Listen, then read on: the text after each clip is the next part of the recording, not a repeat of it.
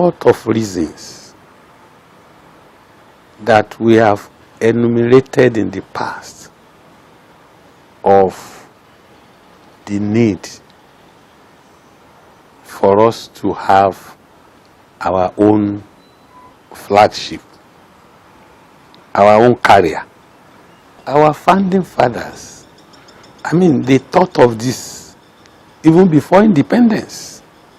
They already started training Nigerians with Edda Dempster and so on, even before the formation of the national line. But of course, the interest and lack of knowledge brought about the collapse of the National Shipping Line and whatever follows thereafter.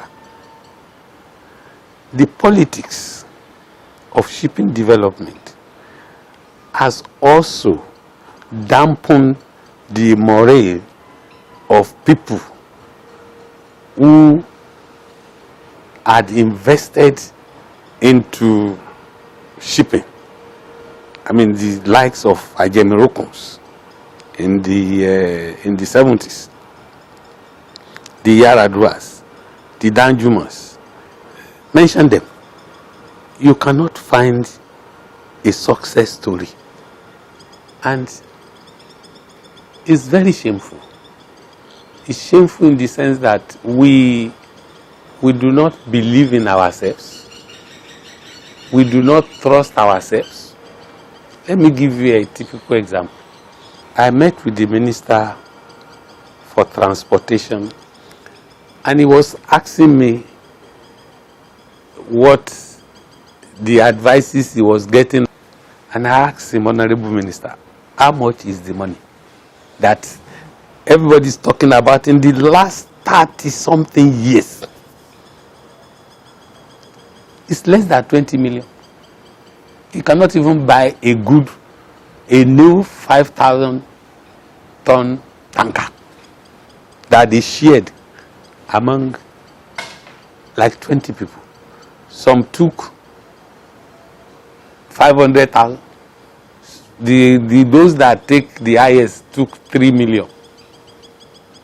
But of course, the professionals who really bought vessels with it, and they traded the vessels. But of course, there is politics of trading the vessels. Some of them lost out. If you look at the investment in the shipping sector that has gone bad, it's more than 3 billion. It's in the region. I was talking of 3 billion from 2014 or 2012. Now it's in the excess of 5 billion. Now back to the issue of having a national carrier. We know it gives employment. We know it gives training with ease. How many countries wants you to survive? They want you to always rely on them, except you take your own position. That is good or bad.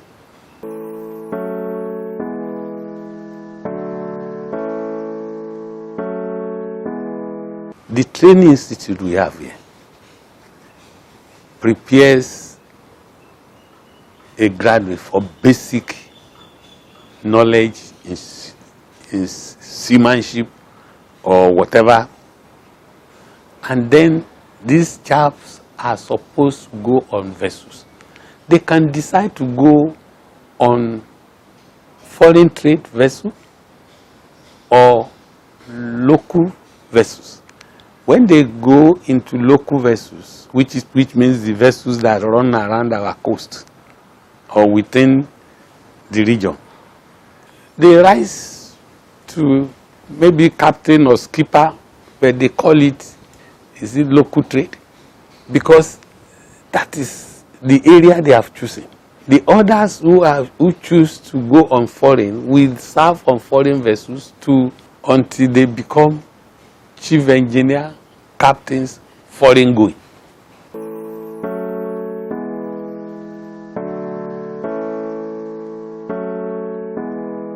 If you have your own line which is the easiest way with which you can train your people, because people will tell you they want to train for you. They are training for themselves. Because when they train them, they will not encourage them to come back. And even if they encourage them to come back, they don't have anything to come back to. Whichever side, if you don't get your acts right, you are going to lose out. If we train foreign qualified people, we have the tendency to earn foreign exchange from them, like they are doing in Philippines and in all these places. But like I said, the way that we started ours, we started on the wrong foot. I've always maintained over the years that you cannot develop shipping on political platform. And that was what we are doing. We say we are training cadets, we are using so much amount to train them. What are we getting in return?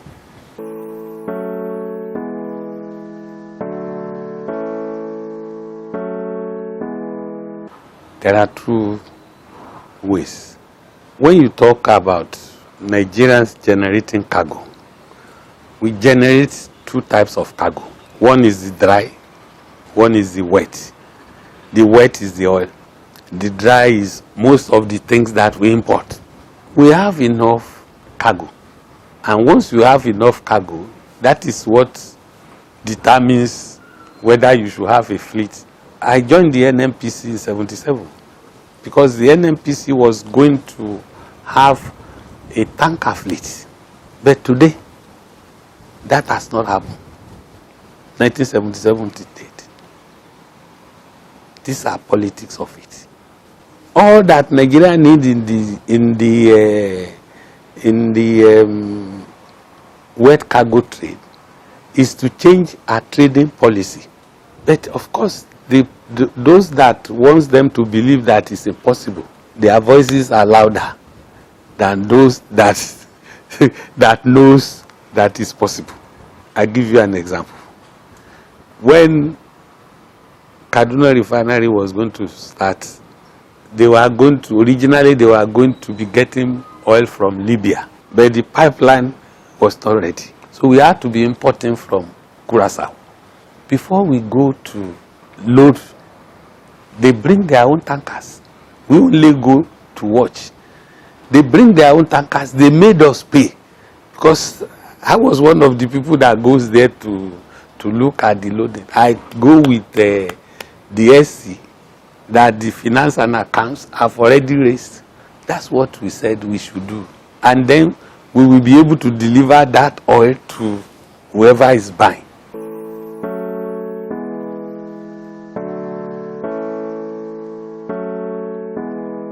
We have said it over and over again that the maritime industry is capable of generating more than 5 million jobs.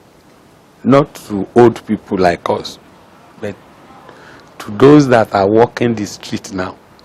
And all you need to know is to find out, is go to Central Bank and find out the balance of trade. When we were presenting a paper to Jonathan then, it's the Central Bank paper that we use. How much was paid in terms of freight that could have been saved? The savings in the maritime industry is, if not at par with our annual budget. I can show you the papers that we have from Central Bank some 10-15 years ago, when we were trying to convince the government. But of course, the government agreed that we should go and form a company to be owned by the shipowners, and then they will be able to maybe allocate cargoes. We should try first with the wet, but we did. Unfortunately, I think it's believed that these people are going beyond the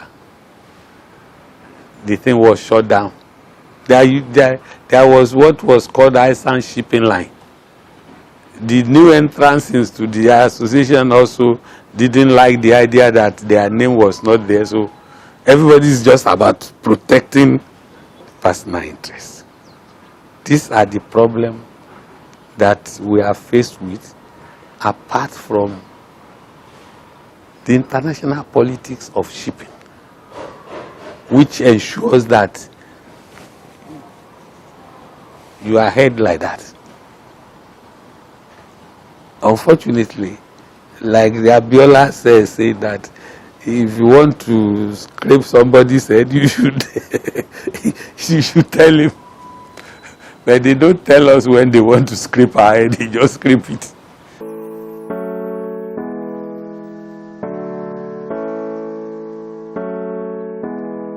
When I was opening up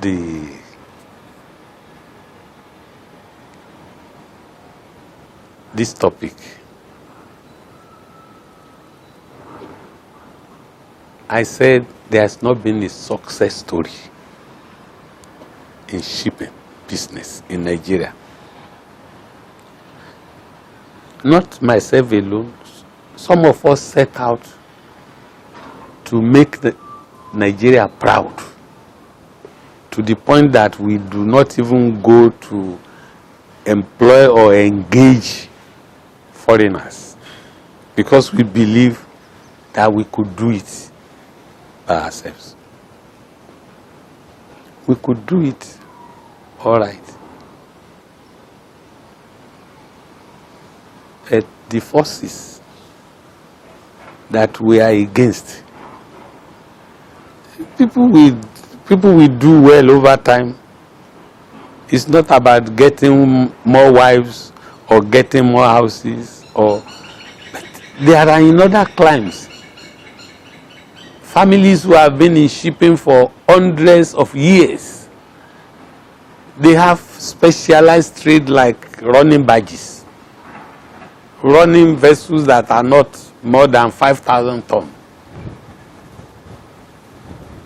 But there are success stories on a continuous basis. But here, it has not been made possible. Not that it is not possible to. It has not been made possible because of our lack of knowledge of the gains, not to individual, but to the country at large.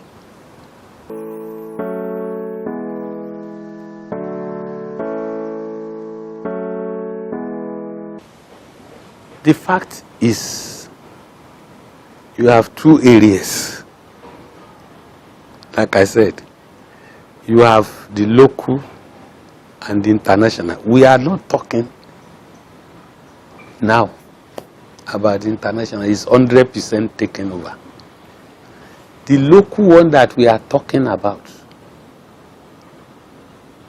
on a vessel, you have officer cadre. If it's in the deck, you say maybe cadets to fourth officer to third officer to that until you get to captain. If it is in the engine room, you have from cadet engineer to junior engineer to fourth engineer to this to that until you get to a chief engineer. We have them as Nigerians. On the other rank, which are the crew, you have from boatswain down to ordinary seaman, as well as in the engine room, maybe motorman or whatever. The average is 60-40. The officers takes like 40% on a ship. The other ranks take like 60%. How are we training the 60%? We are training the 40% in Oro, assuming that we are. We have stopped training the 60%.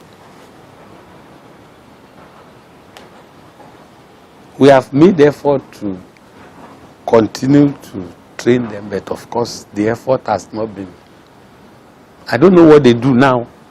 At the time, the Americans wanted to help us.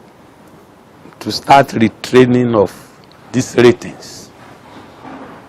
And we had to go to MPA to use their training school. We never got through. I mean, but now nobody is thinking about that. Everybody is thinking about hallelujah. Everybody is singing hallelujah chorus.